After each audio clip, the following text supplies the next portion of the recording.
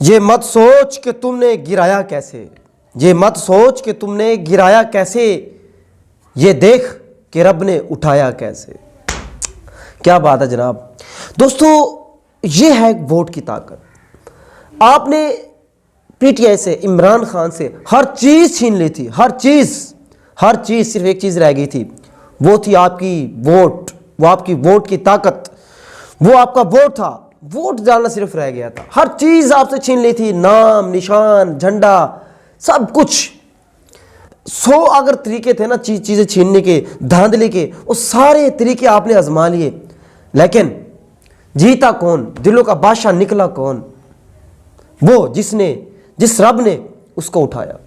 وہ کہتے ہیں ایک آپ کی چال ہوتی ہے، لوگوں کی چال ہوتی ہے، اور ایک اللہ کی چال ہوتی ہے۔ تو دوستو یہ ہے اصل میں ووٹ کی طاقت، یہ ہے اصل ووٹ کی طاقت۔ کہتے تھے نا خان صاحب ہم نے ظلم کا بدلہ ووٹ سے لینا ہے، تو یقین کریں وہ بدلہ ہم لے چکے ہیں، وہ بدلہ یہ قوم لے چکی ہے۔ ساری دنیا نے دیکھا ہے کس طریقے سے پی ٹی آئی والے، تحریک انصاف کے چاہنے والے، اس قوم نے جیتا ہے اس الیکشن کو۔ وہ اور بات ہے کہ اب جو کچھ کیا جا رہا ہے وہ آپ کے سامنے ہی ہے، اس کے اوپر میں الگ ولاگ بناؤں گا، وہ گفتگو کرتا ہوں۔ لیکن دوستو بس اس ولاگ میں نے یہ بتانا تھا کہ اللہ تعالیٰ جس کو چاہے عزت دے، کو دنیا کی کوئی طاقت اسے روک نہیں سکتی۔ اے یزید تیرا تخت و تاج 2 گھڑی کا تھا، اے یزید تیرا تخت و تاج 2 گھڑی کا تھا، ہے آج بھی دلوں پہ حکومت حسین کی۔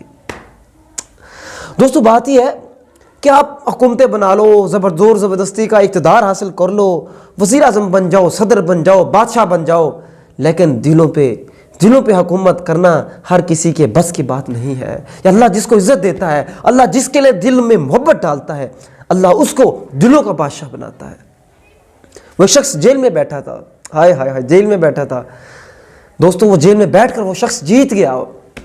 ساری دنیا نے دیکھ لیا یار، اتنا تو میرے خیال میں ہم سوچ بھی نہیں سکتے تھے، اور میرے خیال میں خود تحریک انصاف والے بھی نہیں سوچ سکتے تھے کہ یار ہم اتنی سیٹیں لے جائیں گے اور اس انداز سے ہم باہر نکلیں گے۔ کمال کر دیا ہے۔ تو خیر دوستو یہ ایک چھوٹی سی جو ہے آپ نے دیکھا وہ دن ووٹ کی طاقت والا، اس سے ظاہر کیا ہوتا ہے؟ اس سے ظاہر یہ ہوتا ہے دوستو کہ قوم جاگ چکی ہے، انقلاب آ چکا ہے، تبدیلی آ چکی ہے، اور ایک خاموش انقلاب آیا ہے، کوئی جنگ و جدل نہیں ہوئی، صرف ووٹ کی طاقت سے دوستو انقلاب آ چکا ہے، ساری دنیا کے سامنے ہے۔ ابھی جو کچھ ہو رہا ہے دوستو میں اس پہ بات کروں گا، جو دھاندلیاں ہو رہی ہیں، جو دھاندلے ہو رہے ہیں اس پہ ہم ڈسکس کرتے ہیں، لیکن وہ کس قوم نے اپنا حق ادا کر دیا ہے۔ میں سلام پیش کرتا ہوں اس غیرت مند قوم کو۔ پاکستان زندہ باد۔